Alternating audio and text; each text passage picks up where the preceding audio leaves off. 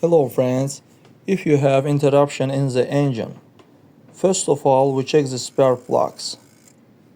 We change them if it's necessary.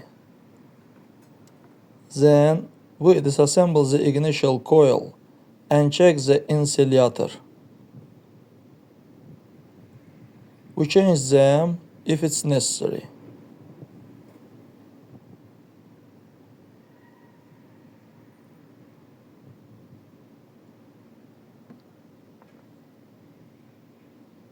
After that, we check the ignition coils. To do this, we need to first lift them a little and listen to see if there is a spark. If there is none on any coils, the coil needs to be changed.